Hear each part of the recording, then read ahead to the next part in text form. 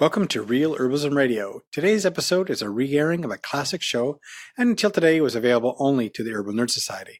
So myself, Sue, and Candace use this time to harvest herbs and the fruits of summer. Just kick back and relax and enjoy this classic. As herbalists, we often rely on a combination of current research and historical records to understand our medicinal plants. For the most part, we've been free to experiment and gain our own experiential knowledge. Iceland, among others, has passed a lot of legal restrictions limiting herbalists and those who use plants to care for themselves and their loved ones. Today, we're talking with Rósa, Róbertsdóttir, author of Icelandic Herbs and Their Medicinal Uses, about the path of herbal practice amidst the challenges of modern restrictions. Now here are your hosts, Candace Hunter and Sue Sierra Lupe. I'm Candace Hunter. And I'm Sue Sierra Lupe. And welcome to Real Herbalism Radio. Anna Rósa, we are so happy to have you here with us today. Well, thank you so much. I'm happy to be with you. This is our first international call. You are our first international guest. Oh, I'm thrilled. We're very excited because now all the things we've been saying, we can say, oh, well, we're not just making it up anymore. Right.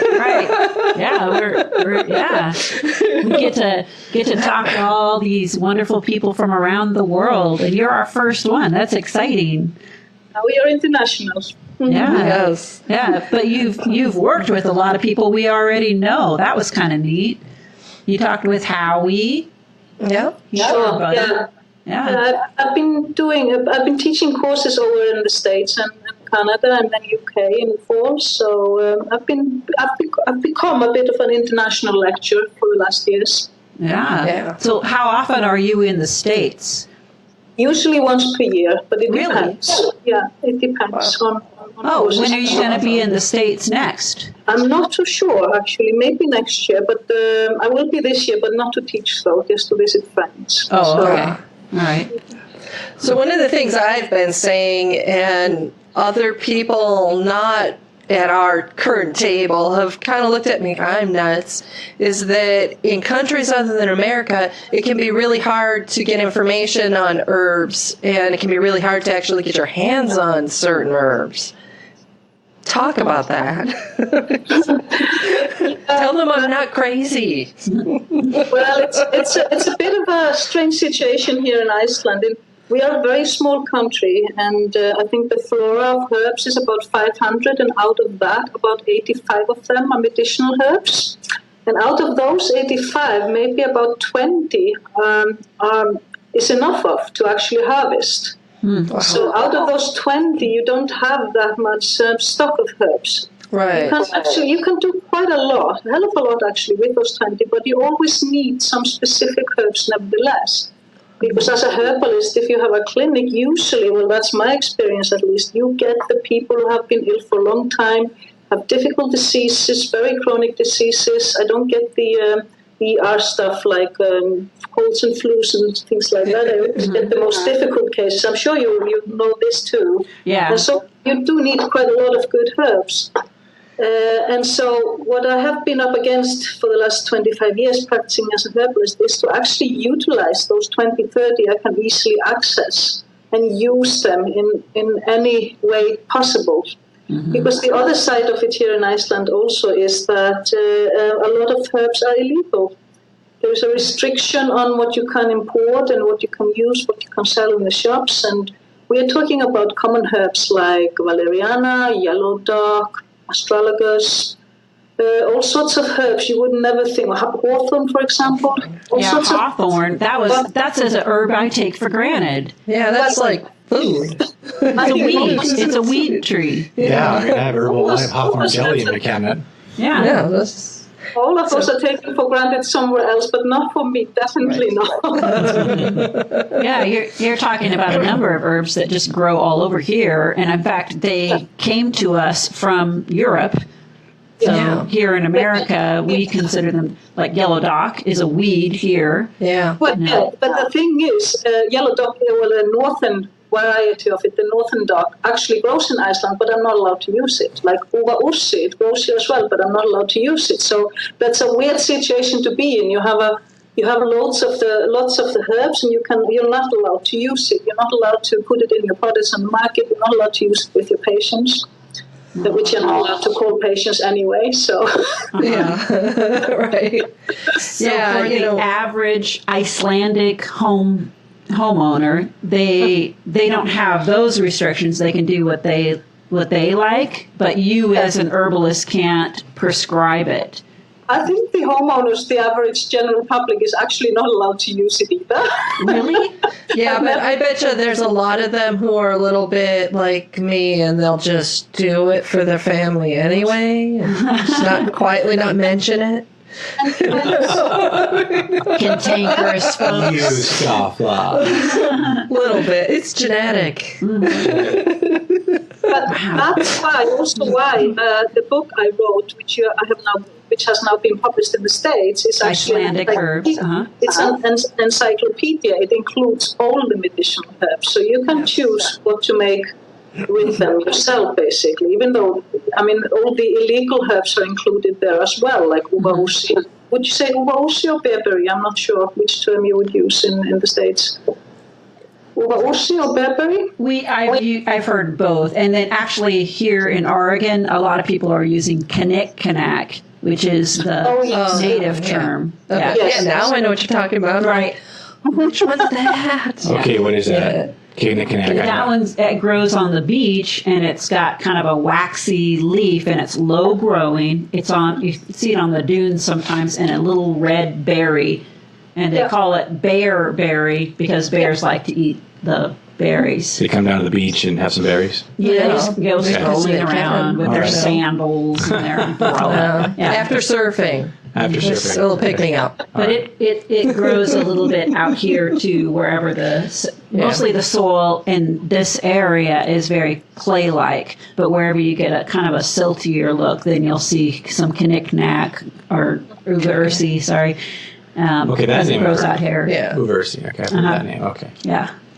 But yeah, that one, I don't use that one as much in our clinic. Occasionally we'll get a urinary tract infection, but we're spoiled. Apparently, we have here in America. We have so many things we can use. You're like totally spoiled. We are. We really, especially in Oregon here. I mean, we even have marijuana that we can use now. Yeah. That is definitely illegal here in Iceland. Yeah. And being an herbalist was illegal. Yes, that's true. I think it's about 50. I can't actually remember. About 15 years ago, it was legal again. It was illegal for decades, basically. I'm not sure on which ground it was illegal. I think it was just because we were not doctors. We are not allowed to practice in general. Mm-hmm. Right. Whereas, for example, in UK, where I studied for 4 years, then it's like anybody can practice as a herbalist there. Right. Don't have to show any qualification or anything. But here in Iceland, it's been legal for about 15 years at least. So, I mean, you could say that things are improving in some ways, actually.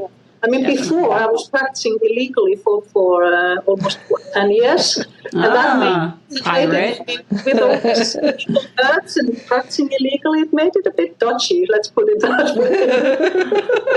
They did leave us alone, and everybody knew we were practicing, and so long as we didn't kill anyone. Right. That's always frowned on. That's important. Yeah. They don't let you do that here in America either. Can you imagine? Oh, can you give me a dime bag of Heartsease, Viola? Passing lemon balm on the street clandestinely. Yeah, they just kind of left you alone. Yeah. Thank goodness. Nowadays, I'm not allowed to say anything, or I'm not allowed to diagnose or anything like that, and I don't. Right. We're not allowed to do that here either. Yeah. So it's similar restriction in that term. But I wanted to get back to all the restrictions of the herbs. I think it's a definite upside to it. I think it's a good thing too, because you do get to know your herbs extremely well. So those 20 herbs I can easily pick, I know them very, very well. And I've used them for all sorts of things I would not have thought of using them for if I would have had access to 50 other herbs, if you see what I mean. Mm-hmm. Yeah, like, so it's what's definitely a good example? I've been using herbs which are not generally known to be used, like a variation of Galium cleavers, latest bed straw, which is very common here. And so I just decided it would work equally as well, as it's very close to cleavers. And it works equally as well. I've been using it for 20 years now in exactly the same way as cleavers, and it definitely works like that. I've seen it again and again. So you discover new things if you take a course. One of the ones I saw in your book that I thought was really interesting was rose bay willow herb. What do you use that one for? Well, you could use it for earache, for example. I don't use it that much because it's not that common, but it's a astringent one. So you would use it in a tannin when you need tannin for like diarrhea. It's also used for prostatitis, inflammation of the prostate. That makes sense. I found it really interesting. Part of what I loved about your book was the fact that most of the herbs in there are not the ones that we see in our Western American, anyway, herbals. I mean, we see a lot of things, like cleavers shows up in every herbal book. Ground sorrel, like that one. That one's all over the place, but using it medicinally? Not so much. Yeah, but you just picked them all and said, I'm going to tell you about it. Well, yeah, that's the reason. I really wanted to have it as an encyclopedia and include all of them, because over the years I've had so many questions. But why? And also a common misunderstanding in the nation, what you can use this for, because there is an old text which said this, but didn't say that. We run into that so often. I needed to correct quite a few things. I am so glad you did. That was one of the delights of that book that you wrote, is I'd look through it and I'd see that herb and think, oh, I know exactly what it's going to say, because everybody quotes the same source over and over again, and there's no evidence of this. And then I read what you wrote, and then there's facts. You know, I was so excited. And you really did your research. Holy cow. Well, I did. Yeah, I have to admit, I spent a lot of time on that, and that's also just because. Well, the reason I actually wrote this book is what I needed a good reference book myself. That's the main reason, actually. And then that makes sense. Well, for me, it made sense because there was not a book which I thought was good enough for my purposes as a herbalist working in a clinic. I needed. I don't have that good memory. I need to just be able to look at a good book about it. So I just needed to write it myself. There was no way around it. Well, and one that actually covers the herbs you can use and the ones that are available. And the ones I'm always getting asked about when I have a course on the herbs, it's always the same questions. But can't you? Because somebody wrote it 300 years ago. And because that's the text which is still available or something. And then I get asked the same questions all over again.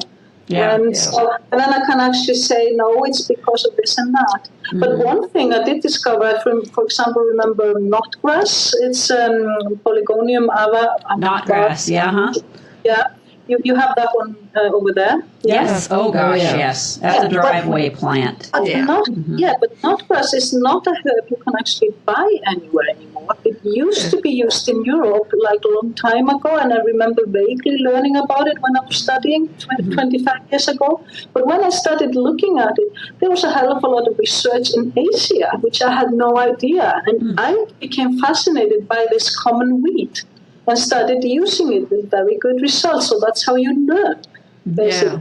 It was such a good education for myself to actually write the book and discover things like all this research about knotgrass I didn't have a clue about. And then, I mean, it's easily available. I just pick it all myself, but still, you cannot buy it anyway. You have to harvest it yourself. Right. So what are you using it for mostly? Well, very persistent diarrhea without explanation. I've had very good results. For example, heavy bleeding, cancer bleeding. It's been researched for gingivitis, for example, with very good results. So just to name a few things. But it's just like one of those weeds which are not supposed to do anything anymore. A bit like self-heal as well. That has been forgotten a bit. They are sort of thought to be gentle, but they're not necessarily gentle. They can actually do help a lot. That's sort of my take on it. We apply it to the disease that it's appropriate to. But then again, it also comes to it that I only have those few herbs, and so I just use that herb and hope for the best sometimes. All right. Because it's what I have available. Of course, it's applicable and all that, but it hasn't maybe been used exactly for this disease, if you see what I mean.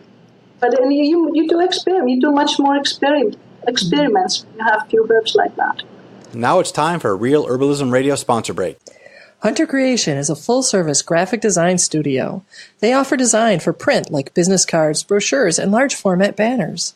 They also offer design for web, specializing in self-hosted WordPress sites, e-commerce, and single splash pages. To top it all off, they can get just about anything printed for you at amazing prices, whether or not they do the design work. Visit their site at huntercreation.com for more information. Now, back to the show.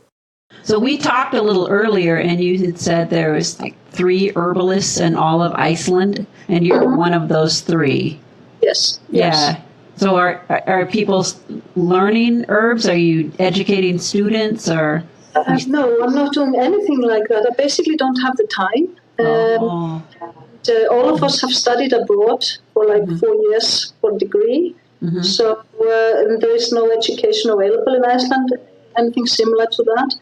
There is nobody studying abroad at the moment either. So it's a bit worrying what will happen. I mean, we're all getting older. Right. Yeah. There is nobody 30 years younger actually studying. Wow. So I don't know what will happen, basically. Well, maybe we could send you a couple herb students from here. Yeah. Yes, you could, definitely. That would be an idea. A lot of them get in touch with me, actually.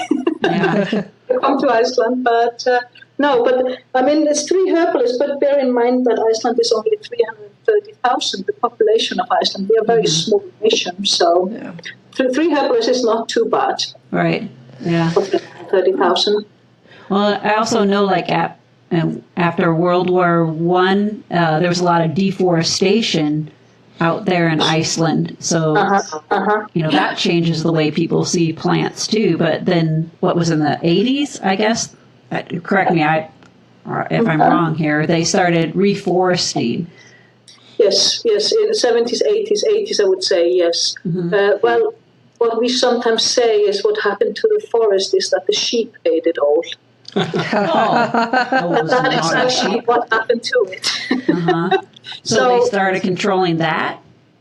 Well, no, they just simply ate it all. There wasn't much left by the time we started thinking about it. And I'm not exaggerating much here. But they did start deforestation or putting more trees in again. And it has changed, but still you would say this is a country with very little forest. Mm-hmm. And that, hence I don't have plants which usually grow in forest. Yeah. It's heather and marshland, and you can look all over wherever you, sort of the horizon, you can see everything because there's no forest blocking the view, which is quite sort of a unique view maybe. But no, you're definitely lacking the forest herbs and some mushrooms, but not much. So it's like Nebraska. Iceland, the Nebraska of the North. Is there like deserts in Nebraska or something? Deserts?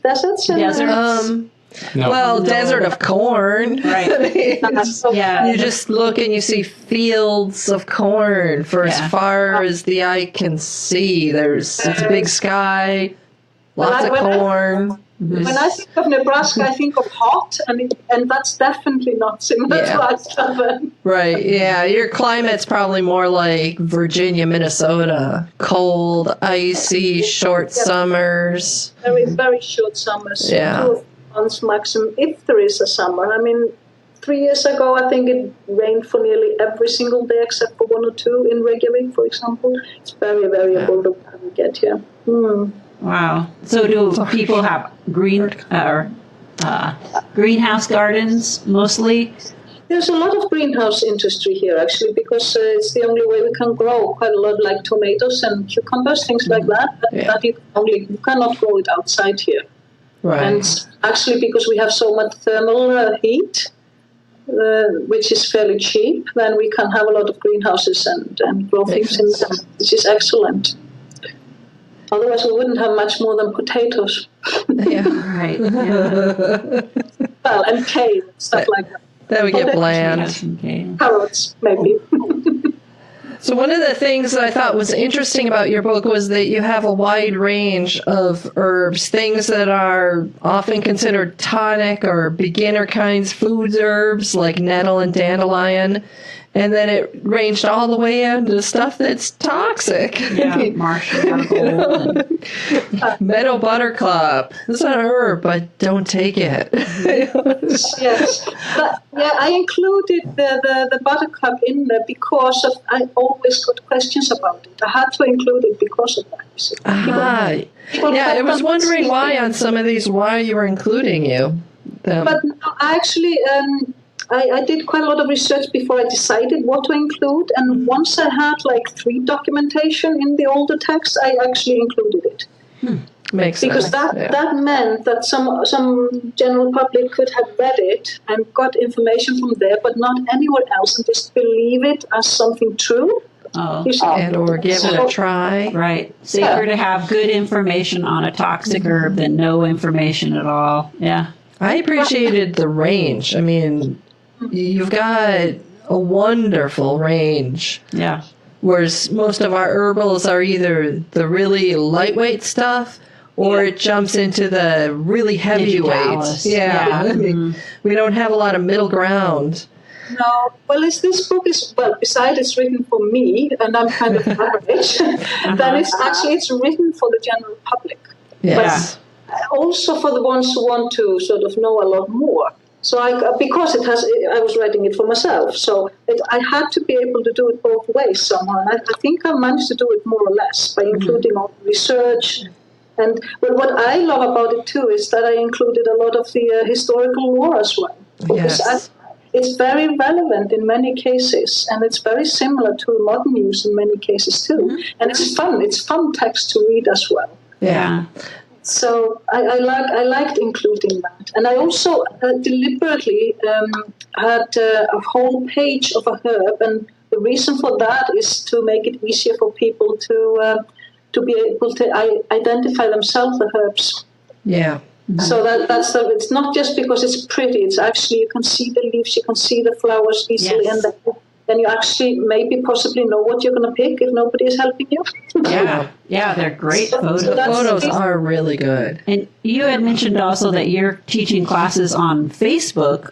Is it integrated with your book too that you've written?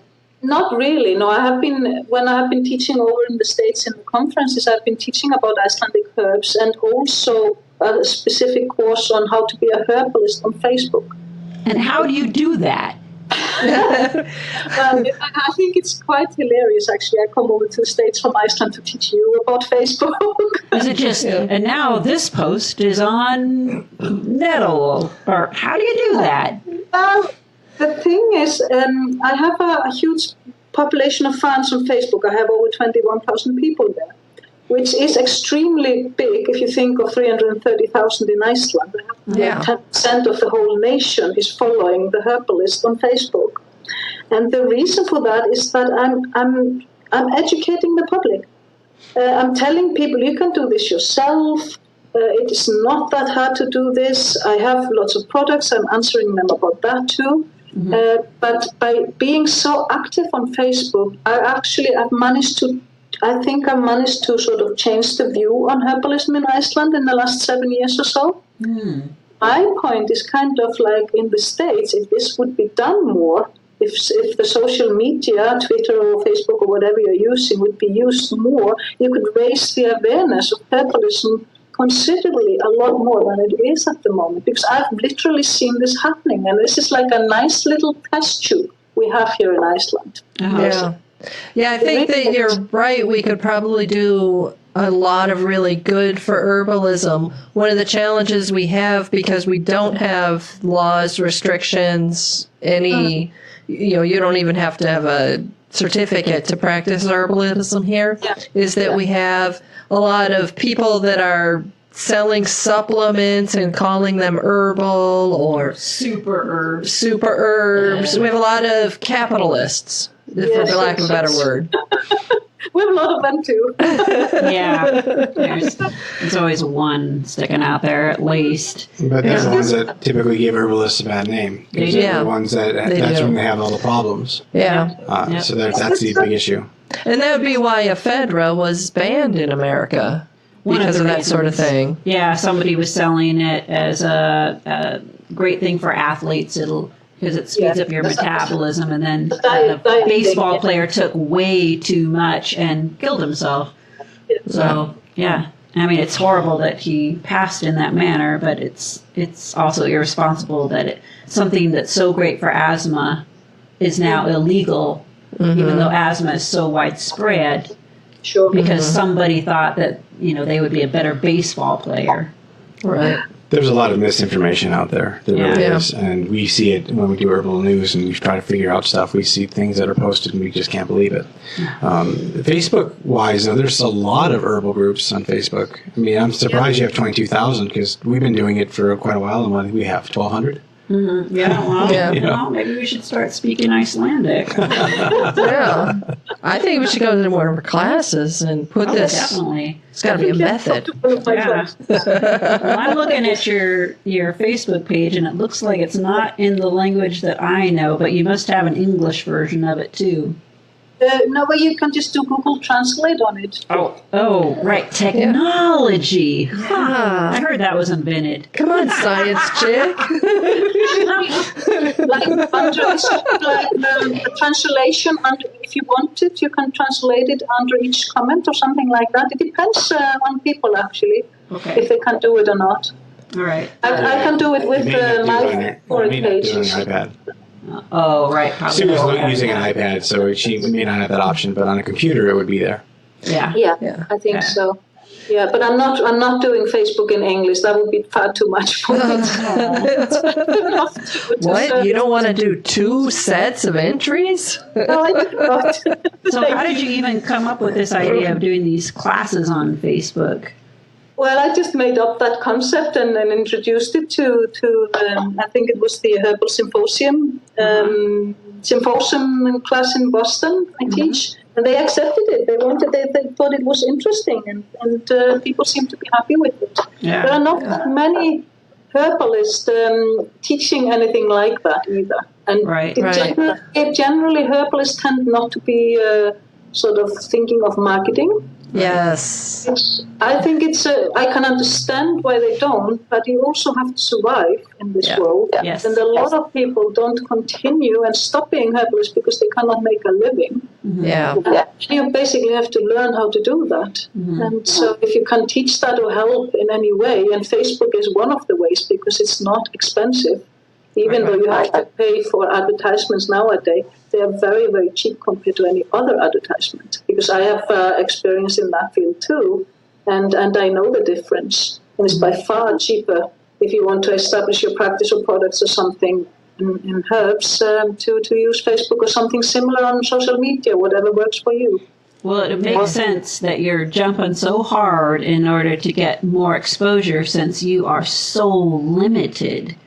That a lot of us in America are taking a lot of things for granted that you simply cannot. So I really appreciate that. Just have to find a way around things, huh?